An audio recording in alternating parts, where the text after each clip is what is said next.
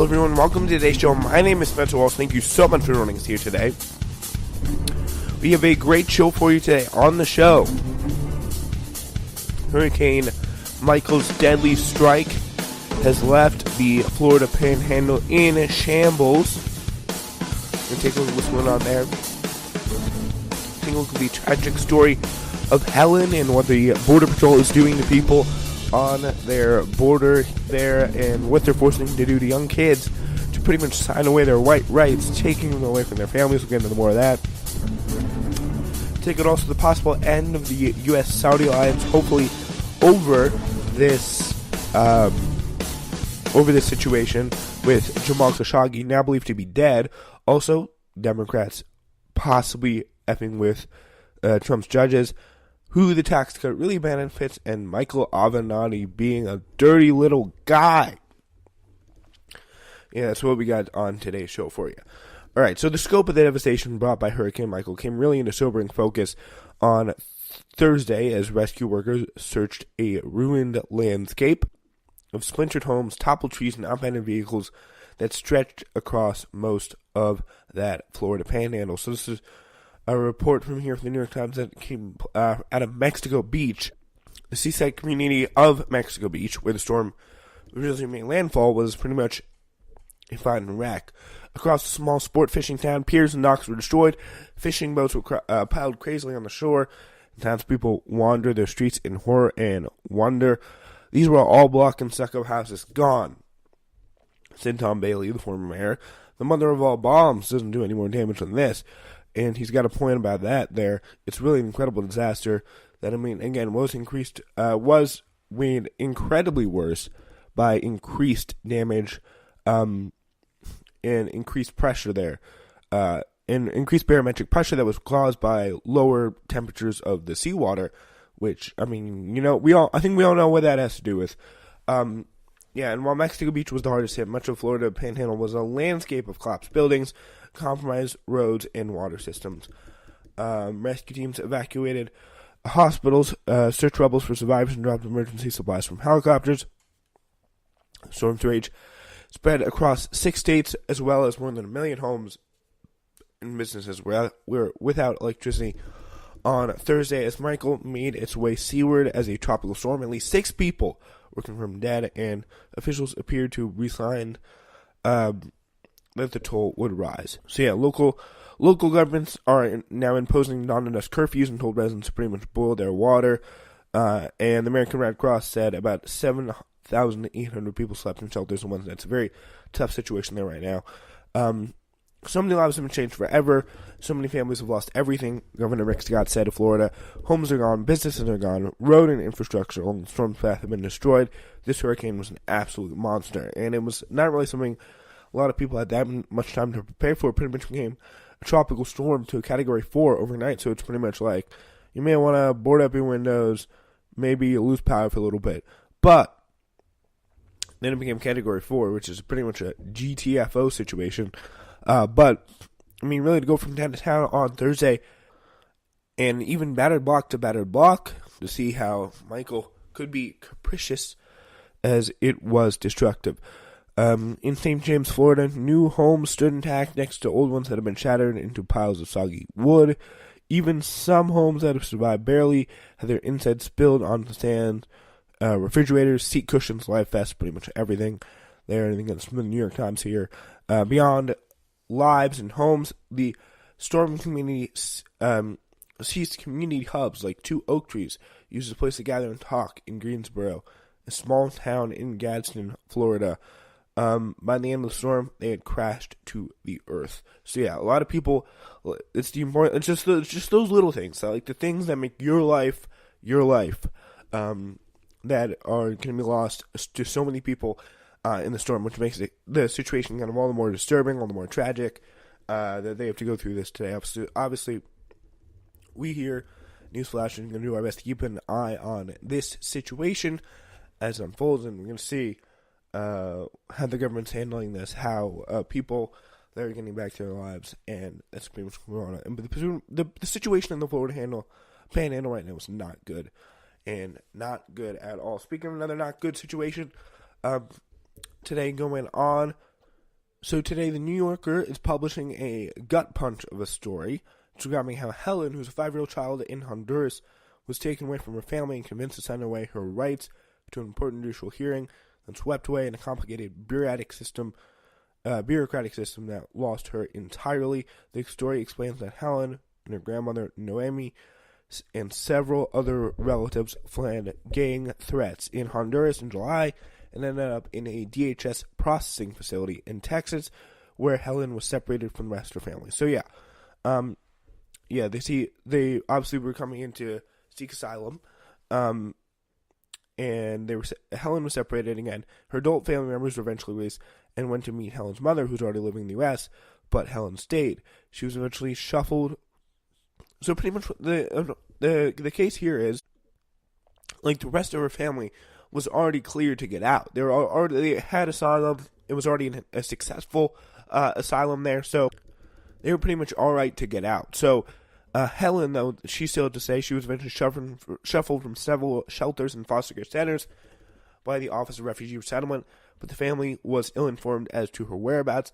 Then at one shelter, a government gave Helen, a 5-year-old child, a document to sign, which waived her right to a Flores hearing, a crucial judicial process that could get her released earlier. So yeah, that's pretty much what she was trying to do. So she pretty much got this key document. The Office of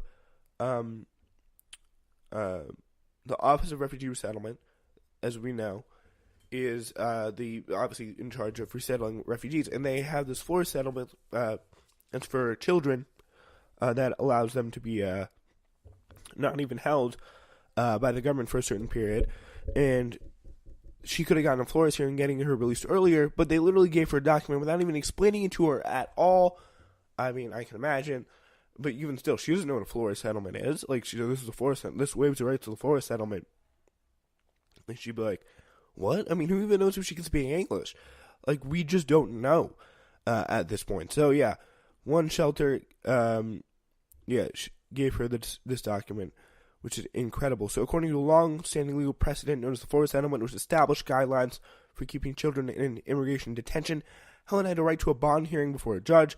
That hearing likely would have hastened her release from government custody and return to her family, because her family is already free and living with her mother, Helen's mother, who has already been in the U.S. So, yeah, at the time of her application, Helen checked the box that read, I do request an immigration judge asserting her legal right to have her custody reviewed, which is impressive. She even knew to do that. She's like, literally, she's 5 years old here. Like, that's incredible. But in early August, an unknown official handed Helen a legal document request for a Flores bond hearing, which described a set of legal proceedings in ways that probably would have been difficult for Helen to comprehend. And I don't know if she was explained. I don't know if she had a lawyer or she had one yet. No, she just had a judge. She doesn't even have a lawyer because you're not granted a lawyer. It's like the only part of only time in our justice system, I think, where you're not granted a lawyer is immigration court, which is pretty crazy on its face to me. But in a Flores bond hearing, an immigration judge reviews your case to determine whether you pose danger to the country. The document began it. I mean, she probably wouldn't win that case, let's be honest. On Helen's form, like, she doesn't seem like an MS-13 member. 5-year-old girl from where is she from again? Honduras. She does not seem to be a gang member there, this is pretty crazy. So yeah, this is the document here that she's supposed to understand. So this is the request for a Flores bond hearing that she had to sign. This is the document. This is the actual text of the document here. So it says, you have the opportunity as an unaccompanied alien child in the custody of the Office of Refugee Resettlement to request a Flores bond hearing before an immigration judge. In a Flores bond hearing, an immigration judge reviews your case to determine whether you pose a danger to the community. If an immigration judge decides you are not a danger to the community, the decision overrules the ORR's determination on that question. However, even if an immigration judge decides you are not a danger to the community, you will not be released from ORR custody until ORR improves an appropriate sponsor for you. A Flores bond hearing with an immigration judge does not affect ORR's decision on the susceptibility of your sponsor. Only ORR makes that decision. I mean, again, keep in mind, a 5-year-old is going to have to understand this to make a very crucial legal decision just based on, like, understanding this document. And, I mean, it's not looking even good for me right now at this point. Yeah, so, I mean, I guess she's saying, like, the OR is going to determine, it does not affect. To fully understand the Florida's bond hearing, you may speak to an attorney before making a request. If you'd like to speak to an attorney, please inform staff of the facility. We'll put you in touch with an attorney free of charge. Or you may speak to your own attorney if you have one, which is pretty, it's pretty incredible. I mean, I don't think she even speaks English. I'm not sure, but it'd be pretty crazy. So, yeah, and Helen checked the box. I withdraw from my previous request for a Florida's bond hearing. I understand that request. I may request a Florida's bond hearing at a later time, and I may do so by filing a request form or by making oral requests at immigration court, which is pretty crazy. The good news, though, is Helen is home now. Oh, that's pretty cool. Yeah, you gotta like that. So, give a round of applause. Helen is home. Yes. Good for Helen. So glad she's home. Got that settled out. Maybe this happened a long time ago. Let's find out. So, yeah. So, the story also does include, though, terrifying information, and then she nearly disappeared in the system. Helen's family eventually got connected with the immigration rights group called Lupe, who provided them a lawyer who helped them get petitions for asylum. So yeah, their lawyer, Eugene Delgado, helped them get petitions for asylum there, so it's pretty cool. And yeah, so this is pretty much the quality of our system right here, our good American system, up to work. So they were up in immigration court, and the judge granted the grandmother and her relatives more time to apply for asylum. Toward the end of the hearing, though, Delgado, their lawyer, brought up Helen. So he said, "Judge, the case doesn't stop here.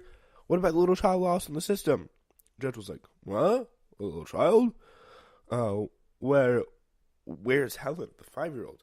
The judge apparently looked startled because both he and the government prosecutor had apparently no idea that Helen was even a person alive, let alone where she was being held, which is like pretty horrifying if you ask me. And like, you gotta assume there are some parents who were not as really lucky as Helen, who had a viral petition campaign which pressured authorities to move some things along. So still, even they were held up by some pretty awful mandatory roadblocks. All right, so the disappearance, ladies and gentlemen, the disappearance of Jamal Khashoggi last Tuesday is threatening to upend the terms of the decade-long ties the United States and Saudi Arabia have had. So, in the 9 days since Khashoggi, who is a Washington Post columnist, was last seen entering the Saudi consulate in Istanbul, politicians, media figures, and foreign policy elites, even those who have really been fawning over the authoritarian Crown Prince Mohammed bin Salman, have grown increasingly critical of their remaining around this alliance. And my original impression was, last night at least, that we just seemed to have really. So I was like really incredibly worried, because what I thought was pretty much going to happen was it was going to pretty much go out like this. It was going to be condemnation from the Washington Post. It was going to be condemnations eventually from Trump, pretty much from all the people that like really mattered in a situation like this, but nothing really substantive would be done because of all the financial interests. Like months ago, like literally months ago, MBS, who's the Crown Prince of Saudi Arabia, has come in and pretty much met with everyone who's has any sort of power in the U.S., from senators to the president to the other presidents, to pretty much everyone in the global elite, tech leaders, like pretty much every tech leader you can name. He even met with The Rock. I think we covered this also on the show. But still, it's like he's met with everyone. He's a very, very powerful, influential figure with the U.S. Saudis have long given news, given by the U.S. a blank check, both politically and militarily. And there have been voices advocating for a rethinking of the decades-old relationship nearly as long as it has lasted. And obviously, we know, we've definitely covered on the show, what Saudis do in Yemen with the U.S.-backed support. They kill kids on school buses going on field trips. Just to name an example, they've killed civilians. They've intentionally targeted markets.